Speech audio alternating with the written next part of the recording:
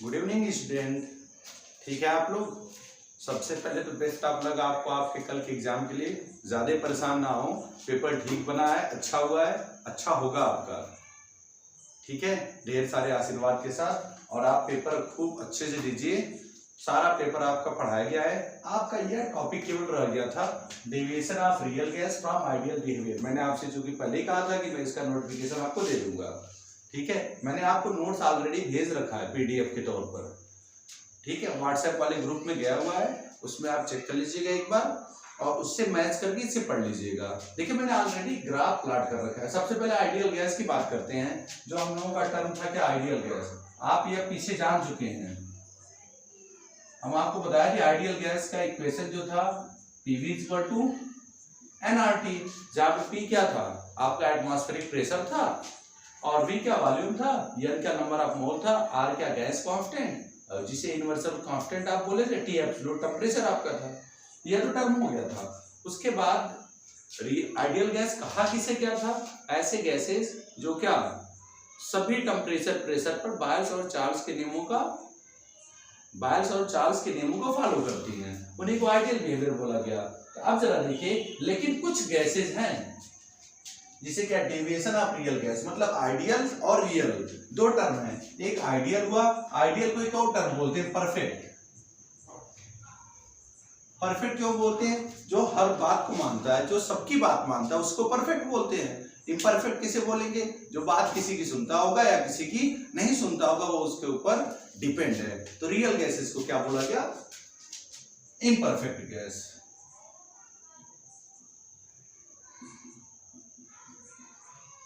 Imperfect इसलिए अगर मान लीजिए किसी क्वेश्चन में इम्परफेक्ट गैस का नाम आ जाए तो फिर क्या वो आपका क्या हो जाएगा? रियल गैस होगा। ठीक है, अब रियल गैस के बारे में आपको बात करनी है, उसके बारे में देखा जाएगा। अब अगेन रियल गैस में ऐसा क्या है कि जो आइडियल से डेविएशन दिखा रहा है। डेविएशन मतलब चेंजिंग। डेविएशन का मतलब किसी चीज को ना डेविएट करना, उल्लंघन करना, चेंजिंग कह सकते हैं आप। बस अब एकदम स्टार्ट करते हैं। तो रियल गैस आपका इम्परफेक्ट हो गया, आइडियल परफेक्ट हो गया, बिहेवियर उसका व्यवहार हो गया और डेविएशन क्या हो गया? उसकी चेंजिंग हो गई। मतलब ऐसी क्या चीजें हैं जो रियल गैसेस आइडियल गैस से अपना डिफरेंट व्यवहार दिखाता है। ऐसा क्या कुछ है कि रियल गैस आइडियल गैस से अपना डिफरेंट व्यवहार दिखाता है और क्यों दिखाता है? तो आपको हमने वहां पर दिया था, आप देखिए एक बार जरा, जिसमें लेक्चर देखते समय वो देख लेना जो हमने आपको भेजा था। उसमें हमने आपको सबसे पहले यहाँ पर 2 assumptions of kinetic theory account of deviation, account for the deviation from the ideal behaviour. These are, number 1, there is no force of attraction between the molecule of gas. क्या कहा गया कि किसी भी मॉलिक्यूल, जो गैस मॉलिक्यूल, उनके बीच में कोई फोर्स ऑफ अट्रैक्शन नहीं होता है, जबकि ऐसा कुछ नहीं है। मॉलिक्यूल, जो गैस के मॉलिक्यूल, उनके अंदर कुछ ना कुछ फोर्स ऑफ अट्रैक्शन होता है। जबकि आइडियल के अनुसार क्या था कि मॉलिक्यूल गैस के अंदर क्या फोर्स ऑफ अट्रैक्शन नेग्लिजिबल है, नहीं होता है। जबकि यहां पर क्या होगा। और हमने आपसे बात की थी कंटेनर में जो गैस पार्टिकल रखे थे, ये आपस में टकराते हैं और दूसरी चीज क्या, आपस में टकराते हैं और कंटेनर की वॉल से भी टकराते हैं। लेकिन जब मॉलिक्यूल में क्या फोर्स ऑफ अट्रैक्शन होगा तो उस दौरान ये गैस पार्टिकल जाकर के कंटेनर की वॉल से उतनी स्पीड से नहीं टकरा पाएंगे जितनी स्पीड से आइडियल गैस के बिहेवियर के बारे में बात की गई थी उस समय। उस स्पीड से टकरा नहीं पाएंगे। क्यों नहीं टकरा पाएंगे? क्योंकि जब मॉलिक्यूलों के बीच में ही इंटरमॉलिक्यूलर फोर्सेज या इंटरेक्शन हो जाएगा तो जो गैस पार्टिकल कंटेनर की वॉल पर टकराने जाएगा उसको वो अट्रैक्ट करके अपनी तरफ न खींचेगा भाई। इसका मतलब जो गैस के द्वारा कंटेनर की वॉल पर प्रेशर एग्जर्ट किया जाएगा वह प्रेशर उतना एग्जर्ट नहीं होता जितना आइडियल बिहेवियर के बारे में आइडियल गैस में हमने पाया था। ये बड़ा इंपॉर्टेंट है। वान डर वाल्स को बताया था, हालांकि हम लोगों के एनसीईआरटी सिलेबस में वो ज्यादा दिया नहीं है, लेकिन मैं आपको थोड़ा सा बस बता दूं कि जो ये प्रेशर जितना हम लोग सोच रहे थे कि गैसेस मॉलिक्यूल कंटेनर की वॉल पर एग्जर्ट करते हैं, उतना मतलब बनाते हैं उतना ज्यादा वह प्रेशर उस पर बनता नहीं है। क्यों? क्योंकि मॉलिक्यूल के अंदर there is something interaction between gaseous molecule.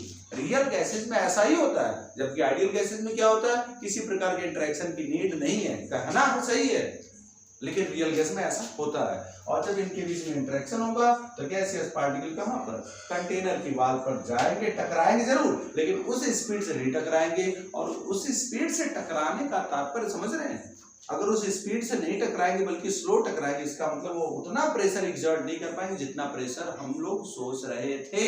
इसका मतलब प्रेशर रिड्यूस हो गया, कम हो गया। तो जब प्रेशर रिड्यूस हो गया तो प्रेशर में कुछ ना कुछ टर्म ऐड करना पड़ेगा। तो जो आपका यह क्या हो जाता है, ये आपका कुछ ना कुछ प्रेशर में टर्म ऐड करते हैं तो उसे प्रेशर करेक्शन टर्म बोलते हैं। वह क्या आ जाता है आपका P plus A upon V square, और n मोल के लिए यह आपका टोटल क्या है, करेक्शन टर्म, जिसे वान डेर वाल्स करेक्शन बोलते हैं। और A क्या है, वान डेर वाल्स गैस कांस्टेंट है।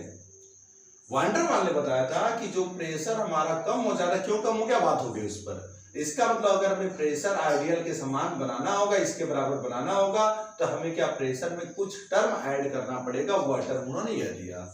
साथ ही साथ एक टर्म और इनटू, यहीं पर अब क्या वॉल्यूम की बात करते हैं। गैसियस मॉलिक्यूल के जो वॉल्यूम है वो नेग्लिजिबल जिसको कहा गया, उसके पास कुछ ना कुछ वॉल्यूम है। इसका मतलब वॉल्यूम में भी क्या कुछ तो होंगे ही वॉल्यूम ना, उसको नेग्लिजिबल माना गया था। लेकिन वो स्फीयर शेप में होते, गोलाकार होते हैं, वो अलग बात है कि बहुत कम होते हैं, लेकिन होते हैं। इसका मतलब इनके पास भी कुछ ना कुछ वॉल्यूम है। तो जब वॉल्यूम कुछ ना कुछ गैस के द्वारा भी है तो कंटेनर के टोटल वॉल्यूम में से गैस के वॉल्यूम को घटाना पड़ेगा। इसका मतलब वॉल्यूम में भी कुछ करेक्शन टर्म चाहिए। तो हमारा वॉल्यूम क्या हो जाएगा, V माइनस P, और बराबर आपका क्या आ जाएगा, nRT। ठीक है, तो ओवरऑल क्या आपका वान डेर वाल्स रिलेशन क्या आ जाएगा, P प्लस NA अपान V स्क्वायर, और V माइनस B बराबर nRT। इसी को लोग बोलते हैं, देखो कितना इंपॉर्टेंट, इसी को बोला जाता है क्या, वान डेर वाल्स गैस इक्वेशन। ठीक है, तो मैंने आपको वहां पर दे रखा है, आप जरा देख लीजिए वहां पर। यह सब किस कारण से हो रहा है, यह सब इसीलिए हो रहा है क्योंकि मॉलिक्यूल में जो गैसियस मॉलिक्यूल उनके बीच इंटरेक्शन हो रहा है। क्योंकि इसमें देखिए यहीं पर है P ideal is equal to, आप नोट चेक करिएगा, P ideal is equal to P real plus n A n square दिया है। ठीक है, मोलो को स्क्वायर कर दिया इसने, उसकी कोई नहीं। ठीक है, ये आपका टर्म क्या था, स्क्वायर दिया था। ठीक है, जहां पर A n square upon V square जो यह टर्म है, इसको कहा गया is the correction term to account for intermolecular interaction. ठीक है, उनके लिए दिया गया है। यही वान डेर वाल्स इक्वेशन है। एक चीज और बड़ी इंपॉर्टेंट है, वान डेर वाल्स इंटरेक्शन, वान डेर वाल्स इक्वेशन में यह जो टर्म आपको दिया जाता है वान डेर वाल्स गैस कांस्टेंट ना, इसकी यूनिट कई बार पूछी जा चुकी, 3 बार तो नीट में 3 बार पूछी गई, नीट और IIT में लगभग 3 बार पूछी गई है।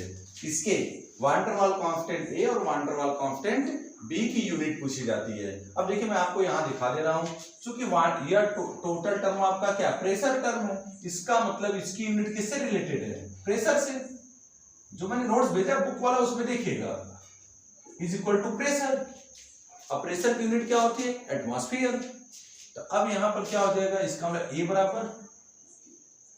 A बराबर जो आपका टर्म आ रहा है वह P V square upon N square.